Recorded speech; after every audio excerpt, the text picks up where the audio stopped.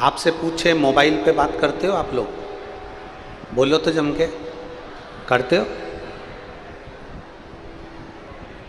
Mobile पे बात कर रहे हो, अपनी सारी बात आप कह रहे हो,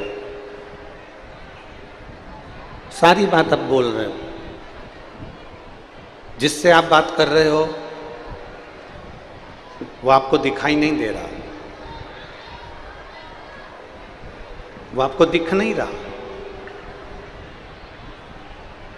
जिससे भी हम फोन पर बात कर रहे हैं, जिससे भी हम मोबाइल पे बात कर रहे हैं, वो दिख नहीं रहा, दिखता नहीं। हाँ, यदि वीडियो कॉलिंग है तो दिख जाएगा,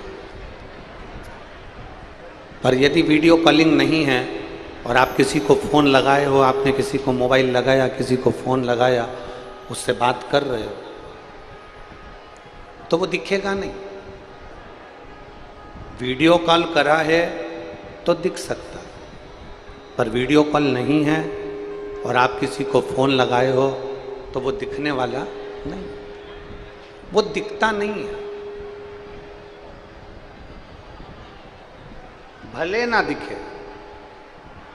पर वो नहीं भी दिखता है ना, तो भी हम अपने हृदय की सारी बातें उसको फ़ोन पर बोल देते हैं। अपने दिल की सारी बातें हम उसको मोबाइल पर बोल देते हैं। बोलो सही है कि गलत है? जम के बोलो जरा, सही है ना? जिससे हम मोबाइल पर बात कर रहे हैं वो हमको दिख नहीं रहा, पर हम अपने मन की पूरी बात उसको बोल रहे हैं। अपने मन की सारी बात हम उसको कह रहे हैं, वो दिख नहीं रहा।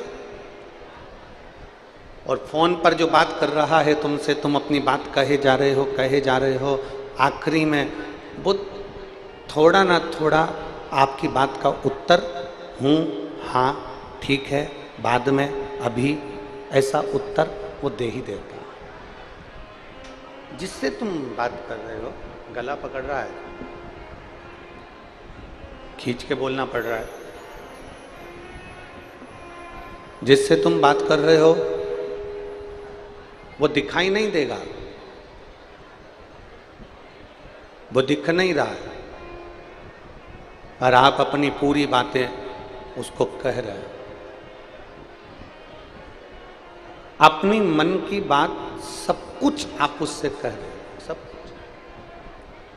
दिखा नहीं है वो, पर कहा सब कुछ है। उसी तरह जिससे बात कर रहे हो वो दिखता नहीं है, सुनता रहता है और फिर तुम्हारा जवाब थोड़ा ना थोड़ा वो देता जरूर है।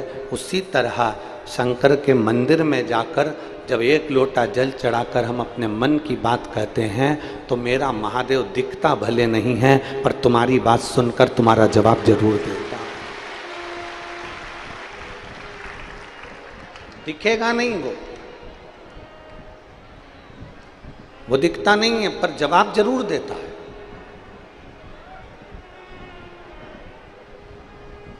कि खाली ना जाता कोई दर से तुम्हारे, खाली न जाता कोई दर से तुम्हारे, मैं भी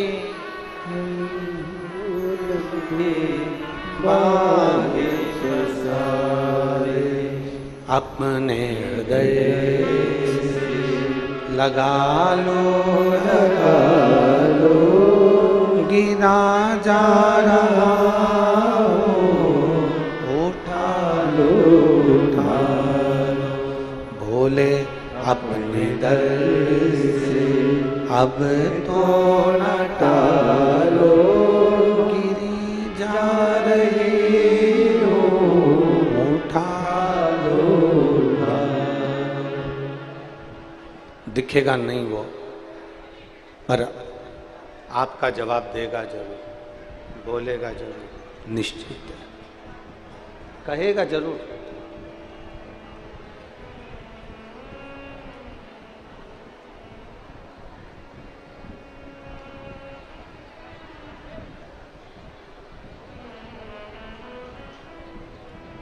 दुनिया के कई लोगों के हृदय में बहुत सारे प्रश्न होते हैं।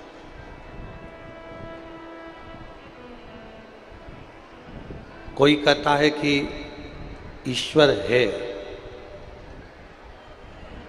भगवान है। कोई कहता है ईश्वर है ही नहीं, भगवान है ही नहीं।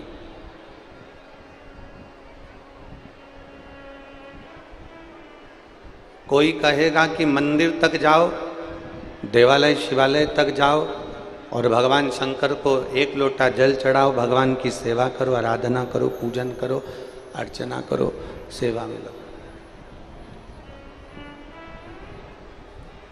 और कोई कोई कहेगा कि आपको मूर्ति पूजन करना ही नहीं। सब लोग मिलेंगे।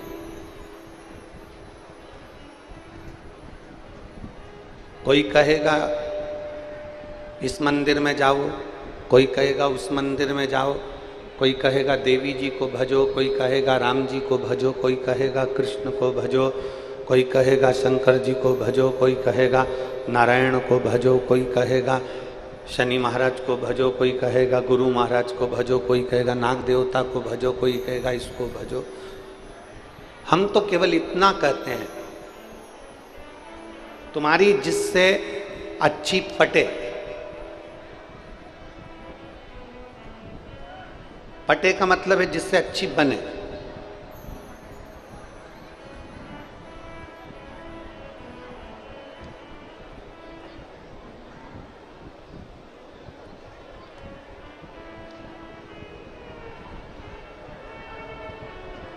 जिससे तुम्हारी अच्छी बन जाए, जिस देवता से तुम्हारी अच्छी लगन जुड़ जाए, जिस देवता से तुम्हारा मन जुड़ जाए, जिस देवता से तुम्हारा चित्त जुड़ जाए, जिस देवता से तुम्हारे मन की बात हो जाए। हम तो उतना कहते हैं कि जिस देवता से तुम्हारे हृदय का भाव जुड़ा हुआ है, उस देवता को भजना प्रारंभ कर दो, वो तुम्हारी नैया पकड़कर पार कर ही दे। निश्चित है। राम से तुम जुड़े हो तो राम को भज लो, कृष्ण से तुम जुड़े हो तो कृष्ण को भज लो, शिव से तुम जुड़े हो तो शिव को भज लो, देवी से अगर जुड़े हो तो देवी जी को भज लो। तुम्हारा जो मन पड़े, तुम्हारा जो चित्त करे, तुम्हें जो लगे कि ये मेरी नैया पार कर सकते हैं, उनको भज लो। पर जिसको भी भजना, शिव महापुराण की कथा कहती है, जिसको भी भजना पूर्ण समर्पण से भजना, पूर्ण समर्पण।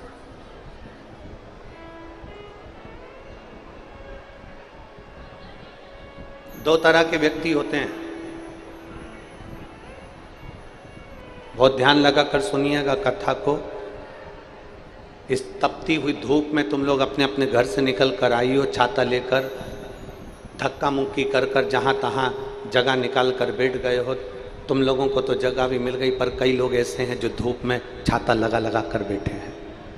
बहुत ध्यान से सुनना। दो तरह के व्यक्ति होते हैं, एक वो जो कहीं नौकरी करता है, सर्विस कर रहा है, और दूसरा वो जिसकी खुद की दुकान है, जिसका खुद का व्यापार है, स्वयं की दुकान, स्वयं का व्यापार, स्वयं की दुकान। ये अमलेश्वर की लाखों की भीड़ में ऐसे व्यक्ति होंगे जो कोई नौकरी वाला भी है तो कोई दुकान वाला भी, कोई सर्विस कर रहा है, कोई बिजनेस कर रहा है, दुकान का। दोनों में क्या अंतर है? नौकरी करने वाले में और व्यापार करने वाले में क्या अंतर है? सर्विस करने वाले में और दुकान करने वाले में क्या अंतर है? सर्विस कर रहा है, नौकरी कर रहा है उसमें, और जो दुकान कर रहा है, व्यापार कर रहा है, उसमें क्या अंतर है? शिव महापुराण की कथा कहती है इसमें सबसे बड़ा अंतर यह है कि नौकरी करने वाला, सर्विस करने वाला 5 बजे अगर ऑफिस की छुट्टी होती है तो वो 4 बजे से घड़ी देखना चालू कर देता है। कौन? जम के बोलो जरा, जम के। सर्विस वाला, नौकरी वाला 4 बजे से घड़ी देखना चालू कर देता है, 4 बजे से घड़ी को देखना प्रारंभ कर देता है कि मेरी 5 बजे छुट्टी होगी, मुझे 5 बजे ऑफिस से जाना है, 5 बजे मुझे जाना है, 5 बजे मुझे जाना है, 5 बजे मुझे जाना है, 5 बजे मुझे जाना है। नौकरी वाला, सर्विस वाला 4 बजे से अपनी घड़ी देखना चालू कर देता है। क्यों? क्या कारण? 4 बजे से वो घड़ी देख रहा, ये नौकरी वाला, सर्विस वाला। और दुकान वाला घड़ी नहीं देखता। रात के 10 बज रहे हैं ना, दुकान मंगल कर रहा है और कोई ग्राहक आकर खड़ा हो गया, तो ग्राहक आते से ही वो 10 बजे रात को भी सामान देगा जरूर। अगर 10 बजे रात को भी कोई ग्राहक आ गया तो वो दुकान बंद करते भी अपना सामान जो है वो देगा। नौकरी वाला 4 बजे से घड़ी देखना चालू कर देता है, और व्यापार करने वाला जिसकी खुद की दुकान है वो घड़ी नहीं देखता, जाते जाते भी ग्राहक आ जाए तो उसको देकर फिर जाता है। उसका केवल एक कारण है कि नौकरी वाला घड़ी इसलिए बार बार देखता है क्योंकि उसका नौकरी के प्रति पूर्ण समर्पण नहीं है, और दुकान वाला घड़ी इसलिए नहीं देखता क्योंकि वो पूर्ण अपने व्यापार की ओर समर्पित होकर चलता है।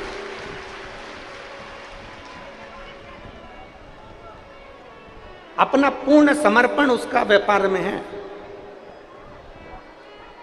मेरा व्यापार मुझे आगे बढ़ाना है, मेरा काम मुझे आगे बढ़ाना है, मेरे व्यापार को मुझे आगे बढ़ाना है, मेरे कार्य को मुझे आगे बढ़ाना है, मेरे काम को मुझे आगे बढ़ाना है। व्यापार वाला सोचता है कि मुझे अपने व्यापार को 4 चांद लगाना है, मुझे मेरे व्यापार को बढ़ाना, तो पूर्ण समर्पित होकर काम करता है। नौकर भले ढिलाई कर दे, नौकर भले काम में कंजूसाई कर दे, पर जिसकी दुकान है वो कंजूसाई नहीं करता, वो खुद नौकर जैसा लग जाएगा और काम करके ही मानेगा, स्वयं लग जाएगा, स्वयं करेगा, स्वयं।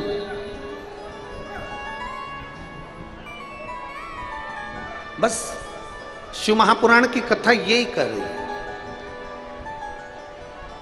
सर्विस जैसा समर्पण नहीं चाहिए कि 4 बजे से तुम घड़ी देखना चालू कर दो कि अब मुझे जाना है, अब मुझे जाना है, अब मुझे जाना है।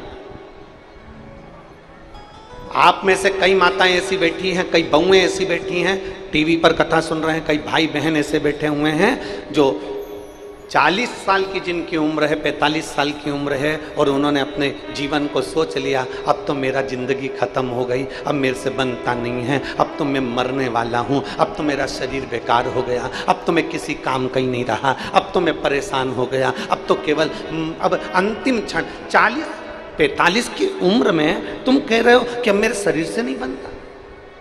40-45 की उम्र में तुम कह रहे हो कि मेरा शरीर काम नहीं करता। 40-45 की उम्र में तुम कह रहे हो कि अब मैं किसी काम का नहीं रहा।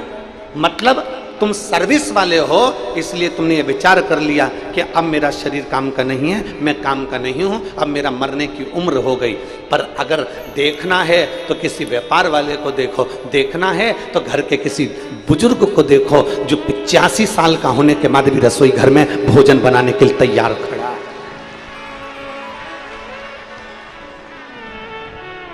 उसको देखो, उससे थोड़ा ज्ञान लो, उससे थोड़ा सीखो।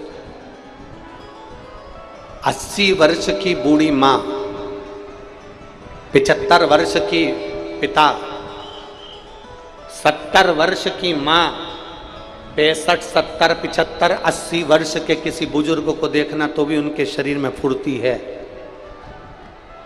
और एक नवयुवक बच्चे, आज के ज़माने के नवयुवक लोग सोचते हैं कि यह जीवन किस काम का, तो छोड़ दे तो अच्छा, अब तो जीवन समाप्त कर दे तो अच्छा, अब जीवन बेकार हो गया, अब तो जाना है, छोड़ना है, छोड़ दो।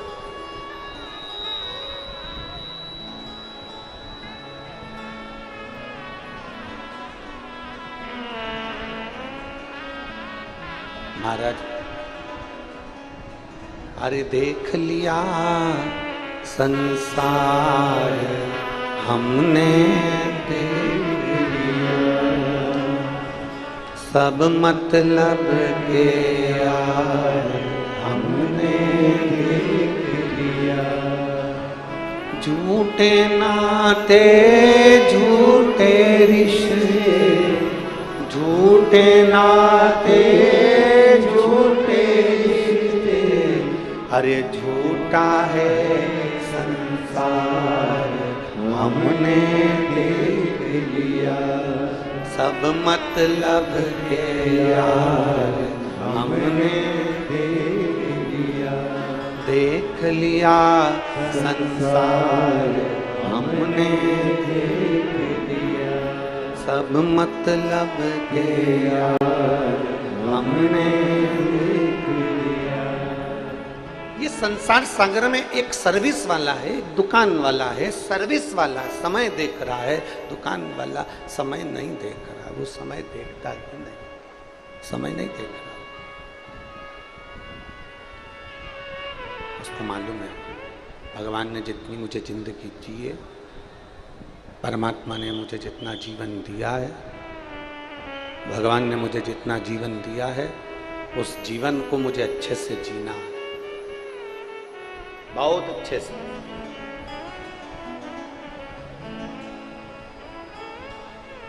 किसी को धोखा देकर नहीं, किसी को कष्ट देकर नहीं, किसी को परेशान कर कर नहीं,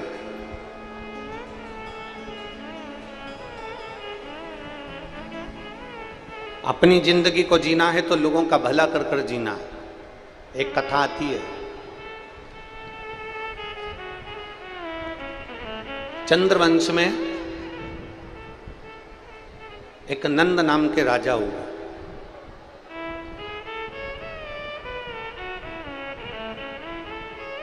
चंद्रवंश में एक नंद नाम के राजा हुए, जिनका एक बेटा था जिसका नाम था धर्मगुप्त। क्या नाम है उसका? जम के बोलो जरा, धर्मगुप्त। फिर से बोलो नाम, धर्मगुप्त। चंद्रवंश के एक राजा थे नंद, जिनका एक बेटा था धर्मगुप्त। नंद राजा का बेटा धर्मगुप्त अपने पिता के बतलाए हुए मार्ग पर चलता था और पिताजी जो कह देते थे वैसा वो करता था, पिता के अनुकूल चलते। अच्छा, भगवान बनाता भी है ना तो बड़ा सोच समझ के बनाता है।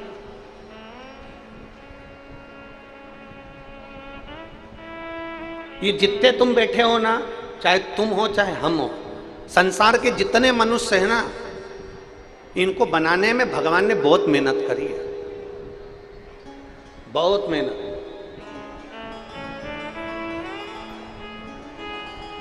ज्ञानी भी बनाता है ना भगवान तो बड़ी मेहनत से बनाता है, बहुत मेहनत से ज्ञानी पुरुष बनाएगा, ज्ञानी महिला बनाएगा।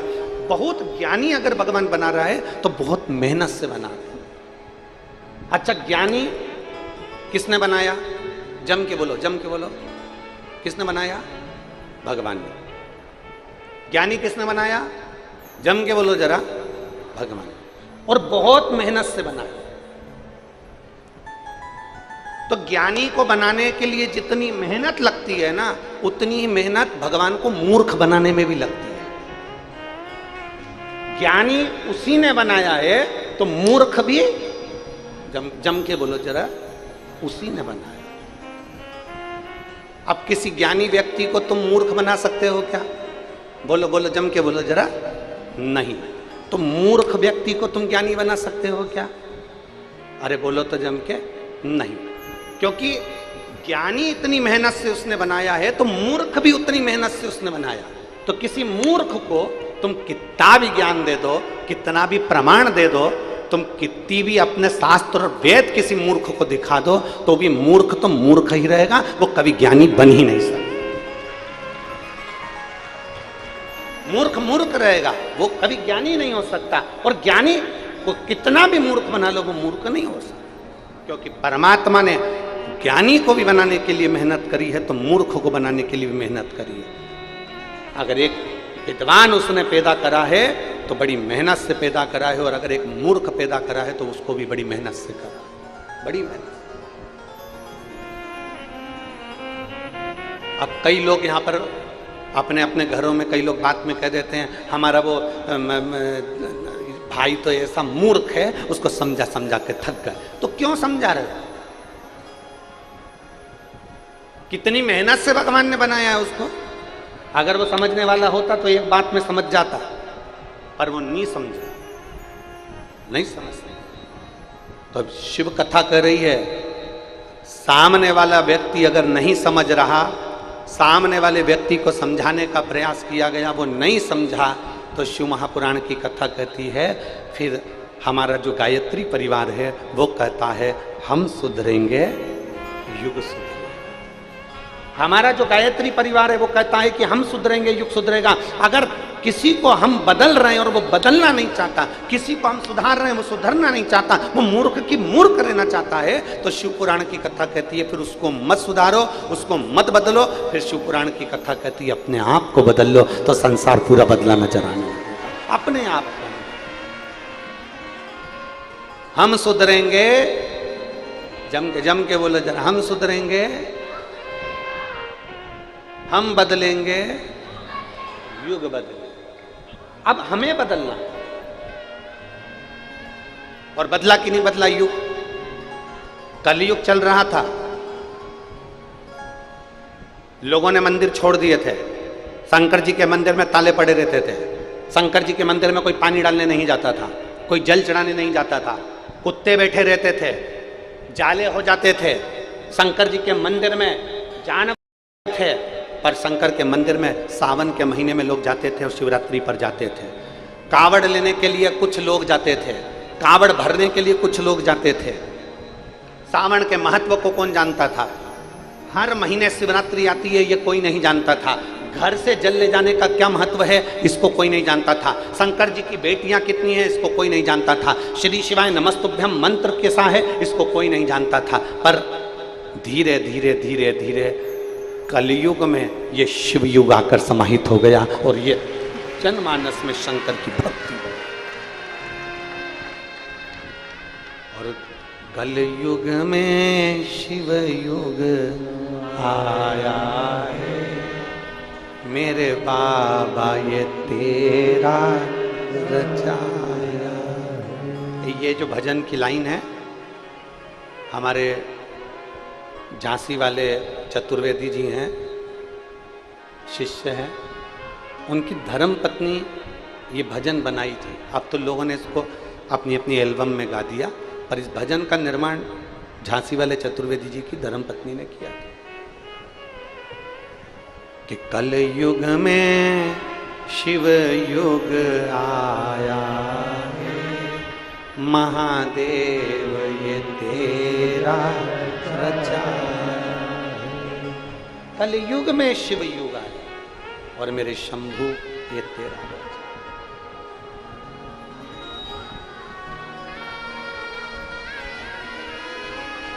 ये उसकी रचना है, ये उसका बनाया गया, ये उसने निर्मित किया।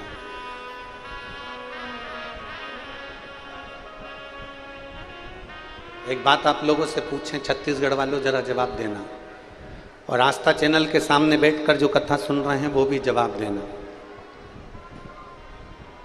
जब आप शंकर जी के मंदिर में जल चढ़ाने के लिए जाते होगे,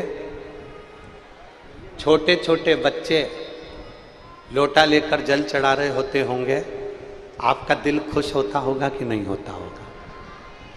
जम के बोलो जरा, होता होगा ना कि इतने छोटे छोटे बच्चे शंकर जी के मंदिर में जा रहे हैं, इतने छोटे छोटे बच्चे शिव मंदिर में जाकर जल चढ़ा रहे हैं, इतने छोटे छोटे बच्चे भगवान की आराधना कर रहे हैं। तो ये कलयुग है कि शिव युग है? प्रसन्नता होती है।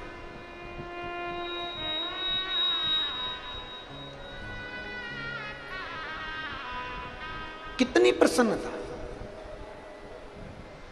और फिर निवेदन करूंगा इस व्यासपीठ के माध्यम से आप सभी से करोड़ों लोग इस शिव महापुराण की कथा को, अमलेश्वर की कथा को करोड़ों लोग आस्था चैनल पर सुन रहे हैं, करोड़ों लोग। और पूरे अमलेश्वर के भक्त पूरे पंडालों में बैठकर, दुकानों पर, रोडों पर बैठकर कथा सुन रहे हैं। उनसे निवेदन करूंगा, जिस घर के बच्चे के हाथ में शंकर जी को चढ़ाने का लोटा आ गया, जिस घर के बच्चे को आपने मंदिर की सीढ़ी चढ़वा दिया, उस घर का बुजुर्ग कभी वृद्धाश्रम की सीढ़ी नहीं चढ़ेगा, यह पक्का।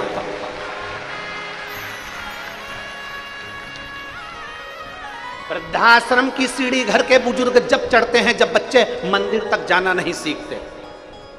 जो मंदिर जाना चालू कर दिया, उसके मन में भगवान के प्रति भाव जागृत होगा। भाव जागृत होगा तो वो अपने माँ बाप को कभी कष्ट नहीं दे सकता, अपने घर के बुजुर्गों को कभी कष्ट नहीं दे सकता। जिसके अंदर संस्कार ही नहीं होगा तो वो कष्ट देगा। इसलिए निवेदन है कि गांव में फसल बिगड़ रही है और शहरों में नस्ल बिगड़ रही है। उस नस्ल जो बिगड़ रही है उसको सुधारना।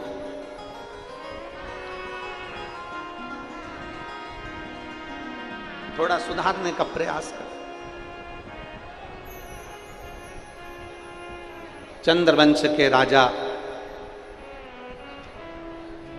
नंद के घर में एक बेटे हुए जिनका नाम था धर्मगुप्त। धर्मगुप्त मंदिर, देवालय, शिवालय जाते, आराधना करते, अर्चना करते, पूजन पाठ सब किया करते, सब। चंद्रगुप्त, धर्मगुप्त सब काम करते, भगवान की भक्ति, अविरल भक्ति, भजन, कीर्तन, स्मरण। अब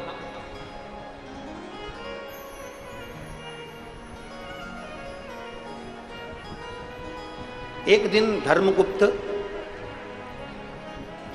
अपने किसी मित्र के साथ में मंदिर की आराधना छोड़कर, मंदिर की पूजन छोड़कर, शंकर जी के मंदिर में जल चढ़ाने की जगह धर्मगुप्त अपने मित्र के साथ में भ्रमण करने चले गए और घूमने के लिए गए।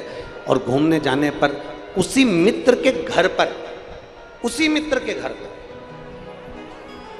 एक रात्रि विश्राम कर लिया। और मित्र के घर पर जब एक रात्रि विश्राम करा और एक रात्रि विश्राम कर कर जब उसके घर का भोजन करा, भोजन कर कर धर्मगुप्त वापिस आ और जैसा खाया अन्न, जम के बोलो जरा, वैसा हो गया मन। जैसा खाया अन्न, जम के जरा, वैसा हो गया मन। और जैसा पिया पानी, वैसी हो गई वाणी। और जैसा पिया दूध, वैसा बन गया बुद्ध। बुद्धि कैसे बनती है? बोलो बोलो जम के, दूध से।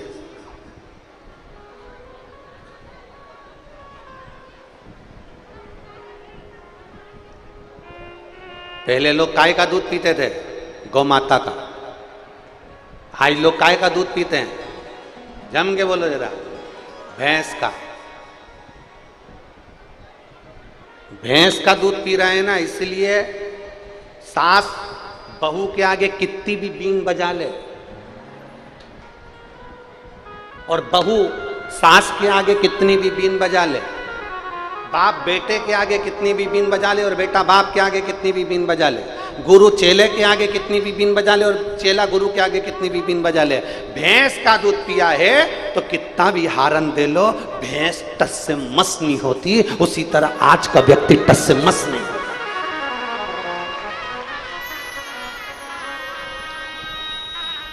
इसलिए अभी भी कुछ नहीं बिगड़ा। अपने अपने घर में एक एक गौ माता की सेवा जरूर करो और घर के अंदर गौ माता जरूर रखो, जरूर रखिए, करो उसे।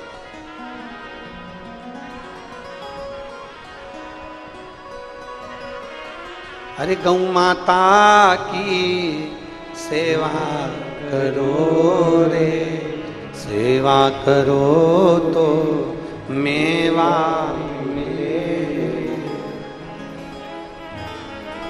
गौ माता की सेवा करो रे, सेवा करो तो मेवा और मात पिता की सेवा करो रे, सेवा करो तो। मेवा के लिए तो कोई माता पिता की सेवा नहीं करता। आज के जमाने में लोग सेवा करो तो चाबी मिले, कौन करे आज के जमाने में। फिर वही वाली लाइन आ गई, देख लिया संसार हमने देख लिया, सब मतलब के यार हमने देख लिया। महाराज कौन कर रहा है? शिव मंदिर छोड़ा धर्मगुप्त ने, अपने दोस्त के घर चले गया, मित्र के घर। एक रात्रि विश्राम करा, भोजन किया, भोजन कर कर वापिस आया। अन्न का बड़ा असर है, अन्न का बहुत असर। बहुत सावधानी रखिए भोजन करने में, बहुत सावधानी।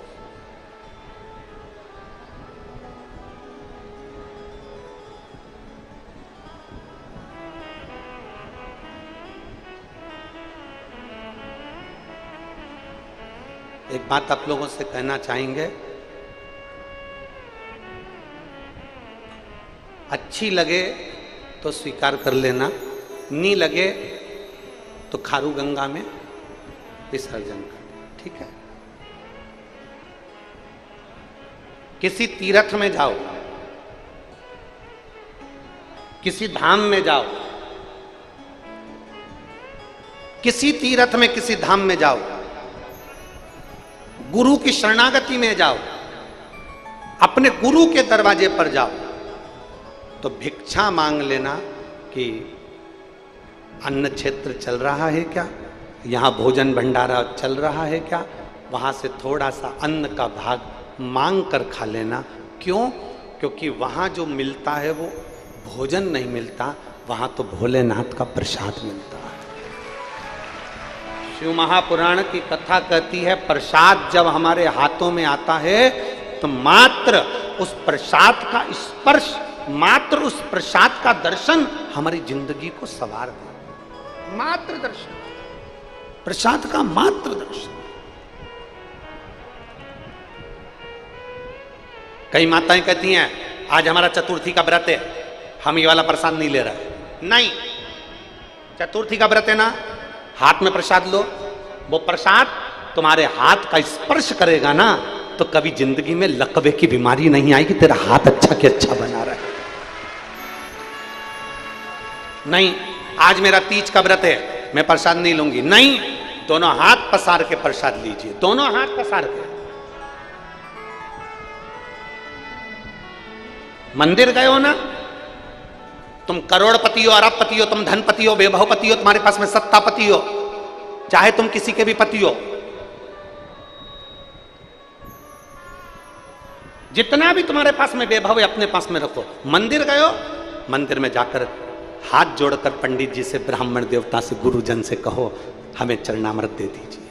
हाथ पसार कर लीजिए चरणामृत को, हमें चरणामृत दे दीजिए। किसी पवित्र नदी के तट पर गए हो, उसका आचमन और उसका जल का छींचन लीजिए।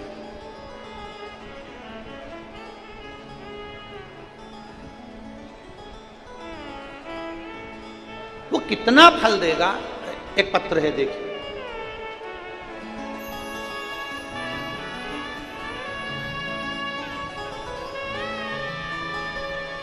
शिवानंद साहू,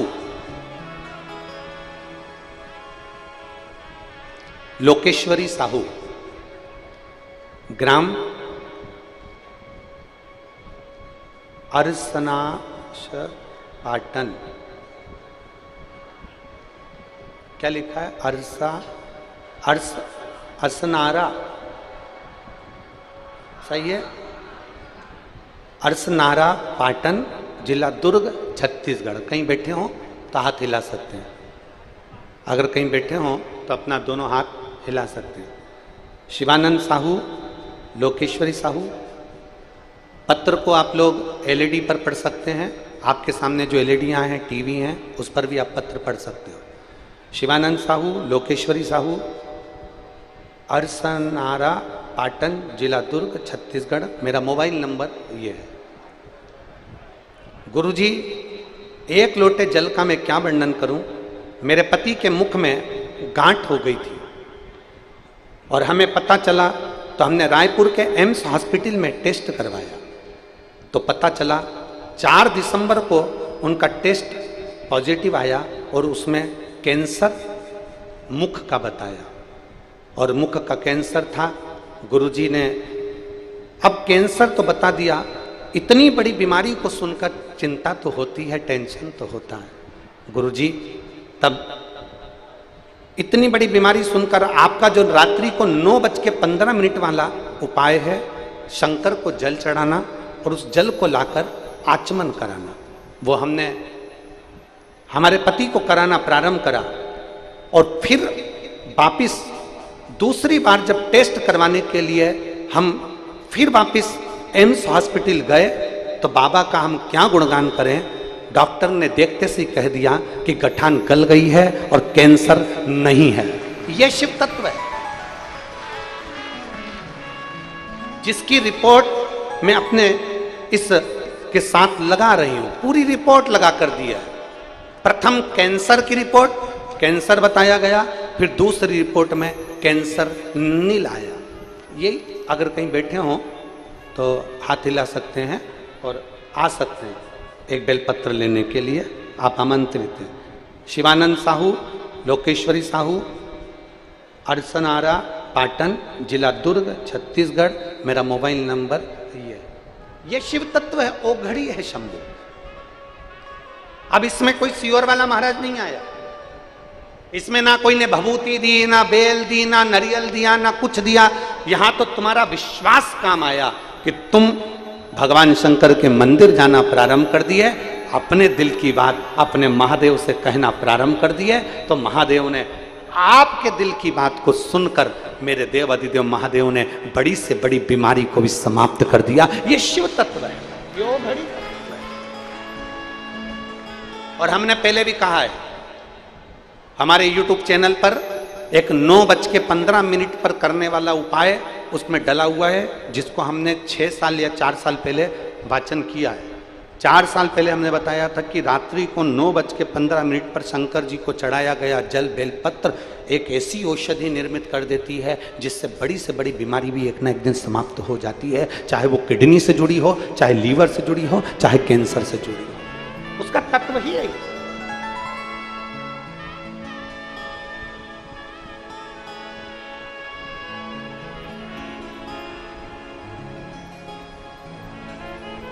एक जीवन की सार्थकता सिद्ध होती है उसमें, एक आनंदता सिद्ध होती है उसमें।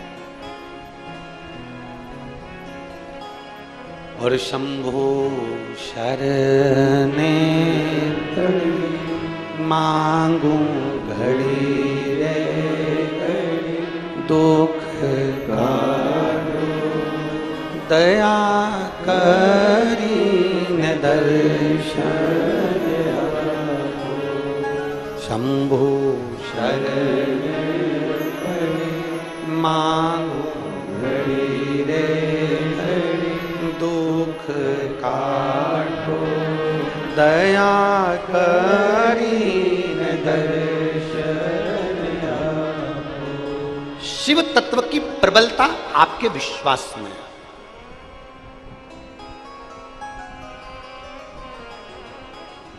आपके दुख के समय पर, आपकी तकलीफ के समय पर, आपके कष्ट के समय पर सियोर वाला महाराज सियोर छोड़कर नहीं आएगा। याद रखना, बहुत अच्छे से समझ लेना। और केवल सियोर वाला महाराज ही नहीं, दुनिया का कोई महाराज, दुनिया का कोई बाबा, दुनिया का कोई महात्मा तुम्हारी दुख की घड़ी में तुम्हारे साथ नहीं खड़ा होगा। पर इतना याद रखना, महाराज भले खड़ा ना हो, बाबा भले खड़ा ना हो, पर मेरा भोला बाबा तो तुम्हारी दुख की घड़ी में जरूर खड़ा है, निश्चित है। मेरा भोलेनाथ तुम्हारी दुख की घड़ी में खड़ा है, मेरा शंभुनाथ तुम्हारी दुख की घड़ी में खड़ा है। और अंत समय प्रभु देखो, ये लाइन को हम अकेले नहीं गाएंगे, तुम भी जितने पंडाल वाले, सारे पंडाल वाले बोलो, अंत समय वचन निभाना पड़े, आए ना आए प्रभु कुटुंब कबीरा, अंत समय प्रभु आना पड़ेगा, वचन दिया तो निभाना पड़ेगा, अंत समय प्रभु आना पड़ेगा। कोई नहीं आएगा, अंतिम बिंदु में कोई नहीं आएगा। तुम्हारा 50 लाख का कर्जा हो जाए, तुम एक एक रिश्तेदार के हाथ पे जोड़कर देख लेना, हम देखें कौन तुम्हारा 50 लाख का कर्जा चुका सकता है।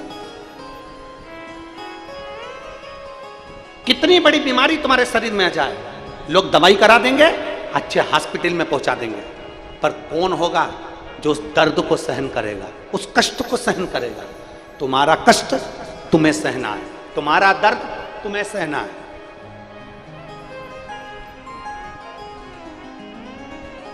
कोई दूसरा नहीं सहेगा।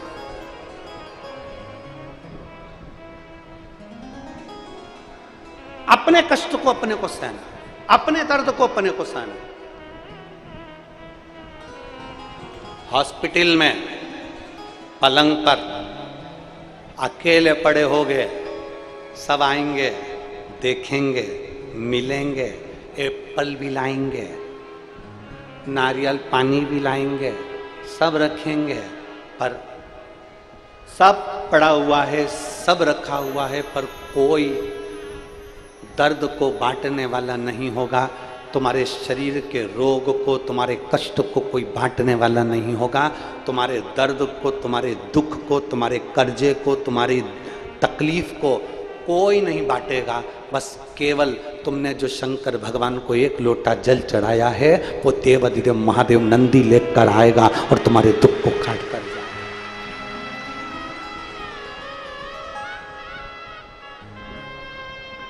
एक पत्र है, देखिए,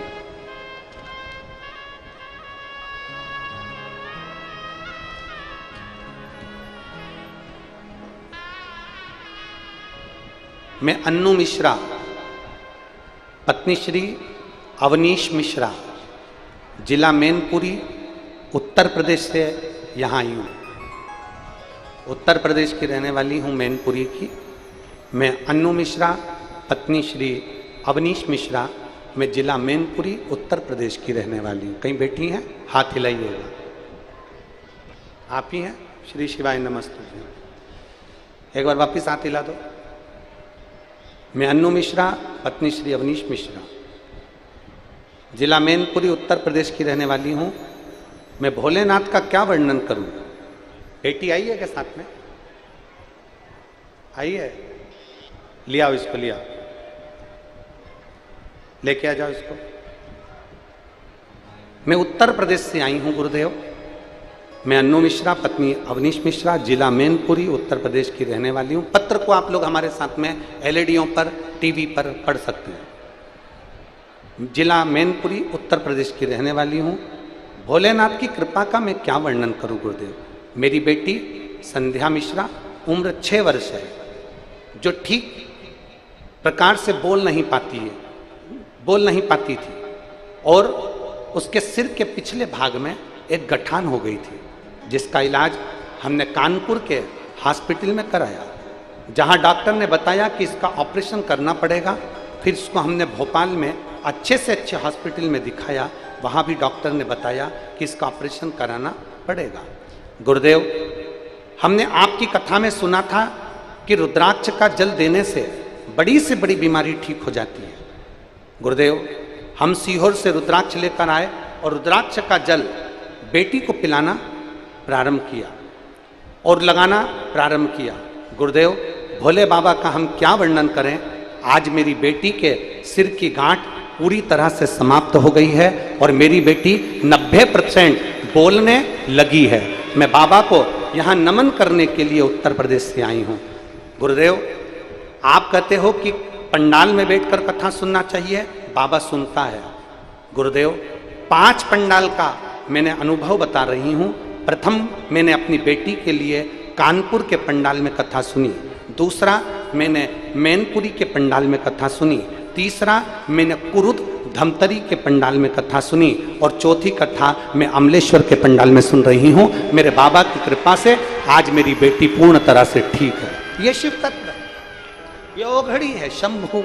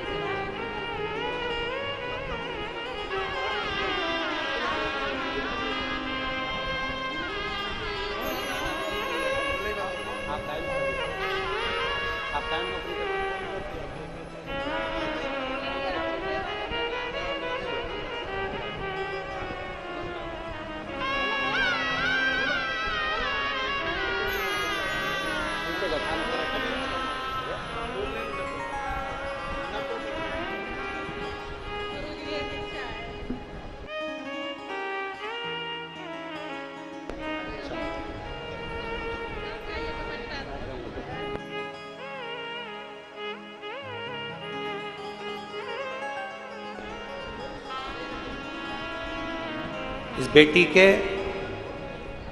उसके पापा सीआरपीएफ में सर्विस भी करते हैं। बेटी के सिर में बड़ी गठान थी और बोल नहीं पाती थी। उसके पापा मम्मी का कहना है 90% बेटी बोलने लगी और गठान पूरी गल चुकी है। ये शिव तत्व है, शंभु है वो। और खाली ना जाता कोई, मेरी जीजियों, मेरे जीजाओं, मेरी बेटियों, मेरे बेटाओं, मेरी माताओं, मेरे भाई, आप इतनी धूप में अगर बैठकर कथा सुन रहे हो, आस्था चैनल पर कथा सुन रहे हो, मोबाइल पर कथा सुन रहे हो, तुम्हारी कथा खाली नहीं जाएगी। मेरा बाबा तुम्हें भरकर जरूर भेजेगा। उससे दिल से कहो, अरे खाली ना जाता कोई दर से तुम्हारे, खाली ना जाता कोई दर से तुम्हारे, मैं भी खड़ी हूँ पाए पसारे, अपने हृदय लगा लो, लगा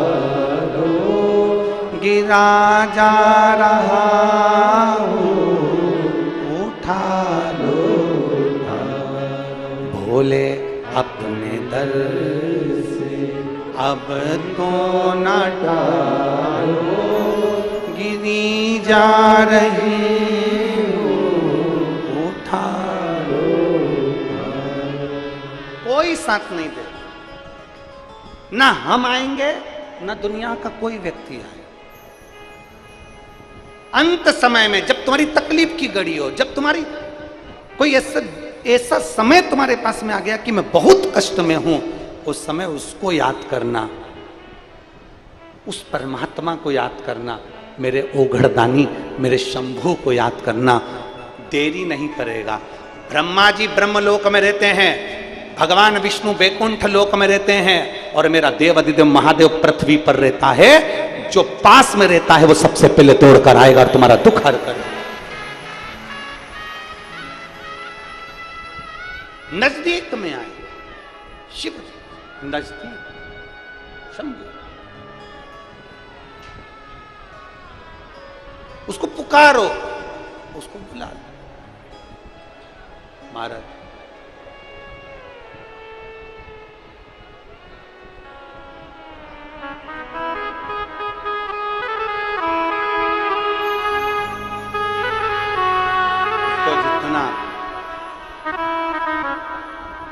आप दिल से पुकारोगे वो उतना दिल से आपके सम्मुख में उसको जितना दिल से पुकारोगे और आप हृदय से जब उसको आमंत्रित करोगे तो वो आएगा, पहुंचेगा जरूर, दुख हरेगा जरूर। धर्मगुप्त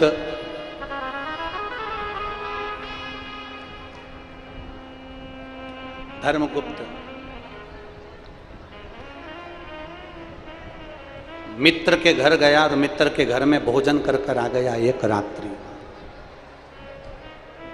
रात्रि विश्राम करा और भोजन कर कर आ गया। धर्म,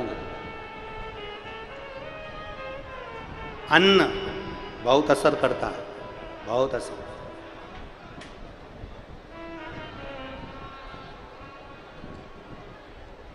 आप लोगों में से रात्रि के समय पर कोई इस पंडाल में आए हो? जम के बोलो जरा, हाथ उठाओ, कौन कौन आया रात्रि को पंडाल में? आए हो आप लोग? दिन का नज़ारा आप लोग अपनी आंखों से देख लेते हो, कथा हो रही है, सब आराम से बैठे हैं, आनंद ले रहे हैं, कथा सुन रहे हैं। कभी बन सके ना, ए रायपुर वालों, दुर्ग वालों, अमलेश्वर वालों, बन सके तो कभी रात्रि के समय पर आकर इस पंडाल का नजारा देखना। सब अपनी मस्ती में शंकर को याद कर कर पुकारते हुए, गाते हुए भजन में डूबे मिले। कभी रात्रि का नजारा देखना।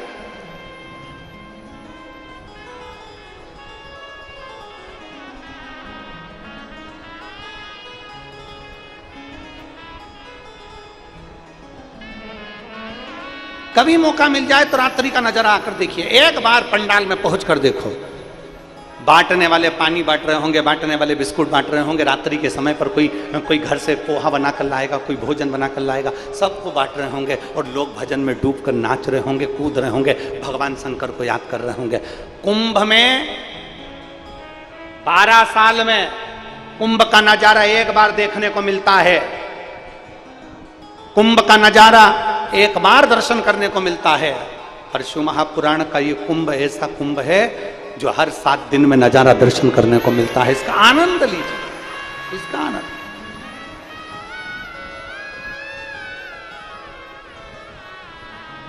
धर्मगुप्त ने अपने मित्र के घर का भोजन कर लिया, एक रात्रि विश्राम करा और भोजन ग्रहण करा। एक रात्रि विश्राम और भोजन करा।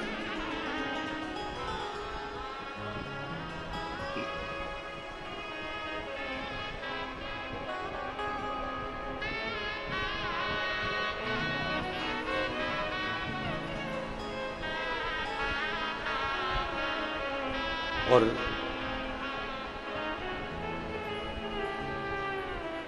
एक रात्रि का जब भोजन ग्रहण किया, भोजन पाया,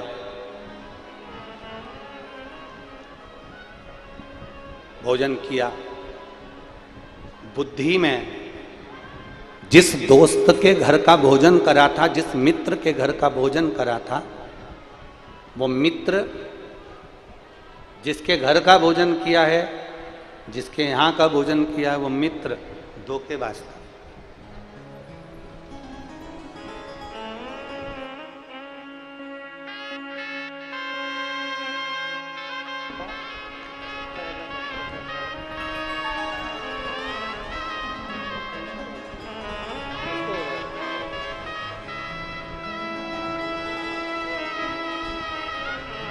ये शिवानंद साहू जी हैं, लोकेश्वरी साहू, अरसनारा, पाटन जिला दुर्ग से, जिनके मुख में डॉक्टर ने एम्स में कैंसर बता दिया था और फिर रात्रि के 9:15 वाला जो प्रयोग किया और आज बाबा की कृपा से कैंसर नील आया है। एम्स की रिपोर्ट उनके हाथ में दी गई है। एक बार, ये आपकी ताली नहीं है, ये महादेव से इनको आशीर्वाद दिलाया गया है। एक बार जोरदार ताली बजाएं।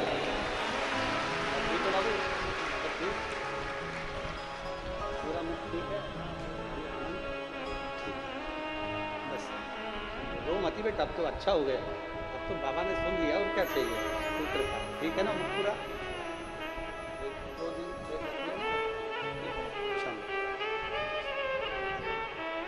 अरे लुटा दिया भंडार कर दिया मारा अपने भीतर एक धर्मगुप्त एक रात्रि को विश्राम करके मित्र के घर का भोजन करकर आ गए। एक रात एलईडियां चालू करो ना भाई, एलईडी चालू क्यों नहीं? एलईडी नहीं चालू है तो दूसरी लाइट लगवा, एलईडियां चालू करो, लोग परेशान हो रहे हैं।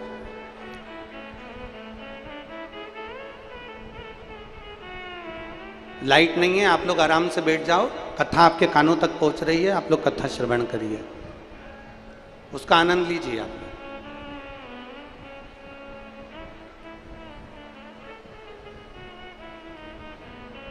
धर्मगुप्त ने अपने मित्र के घर का भोजन किया, मित्र के घर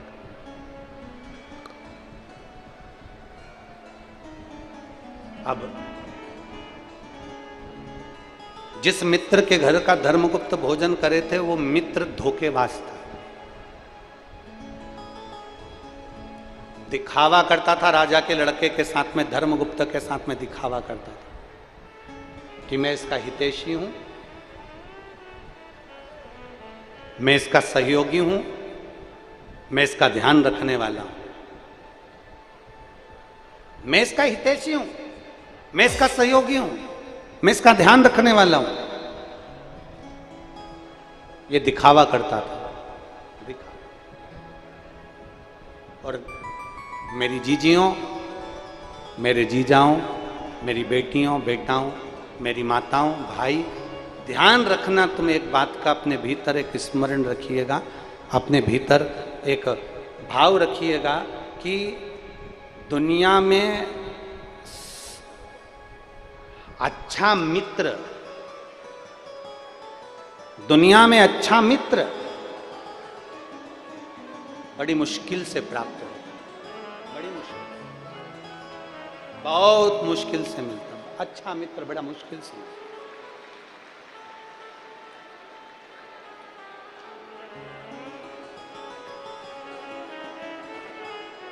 दुनिया में अच्छे मित्र बड़ी मुश्किल से प्राप्त होते,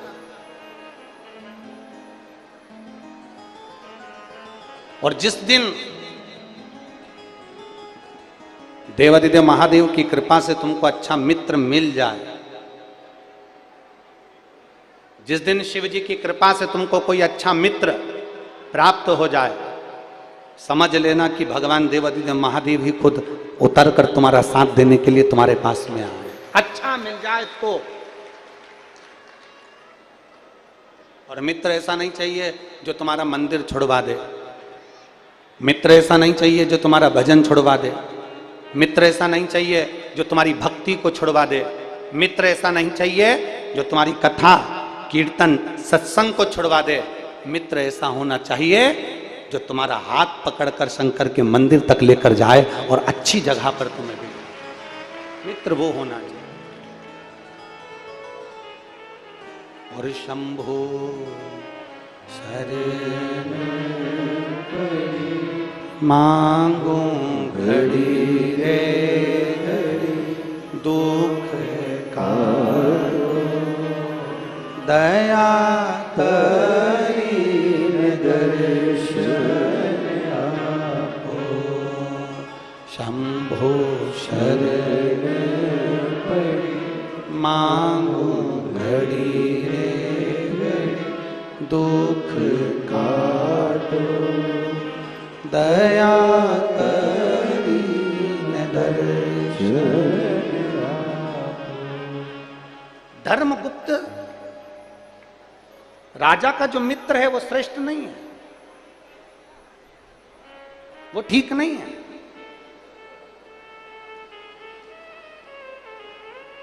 उसकी श्रेष्ठता नहीं। ऐसा मित्र से पाला पड़ गया, ऐसे मित्र के घर का भोजन किया उसने, ऐसा भोजन उसने ग्रहण किया अपने मित्र के घर का कि उसकी बुद्धि भी धोखा देने के लिए जागरूक हो।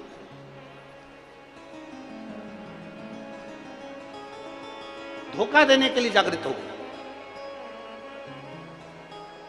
और हुआ क्या?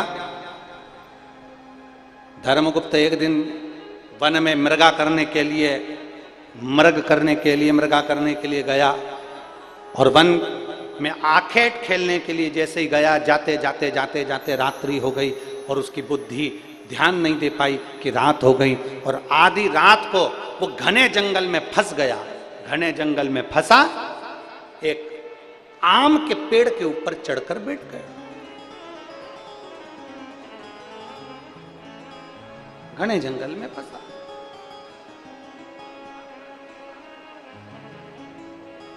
आम के वृक्ष के ऊपर चढ़ के बैठा है धर्मगुप्त। अब रात्रि का समय, भय लग रहा है, कोई सिंह ना खा ले, कोई शेर ना आ जाए, कोई चीता ना आ जाए, कोई सिंह मुझे भक्षण ना करे, भय लग रहा है उसको।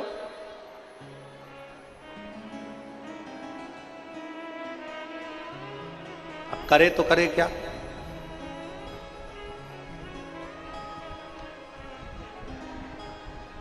भय लग रहा है, बैठा है पेड़ के ऊपर। आधी रात को एक भालू के पीछे शेर दौड़ता दौड़ता आया और भालू भागता भागता भागता भागता एक रीछ भागता भागता आया, आम के पेड़ के ऊपर चढ़ गया। जिस आम के पेड़ पर धर्मगुप्त चढ़ा हुआ था, उसी आम के पेड़ के ऊपर वो रीछ भी चढ़ गई, वो भालू भी चढ़ा।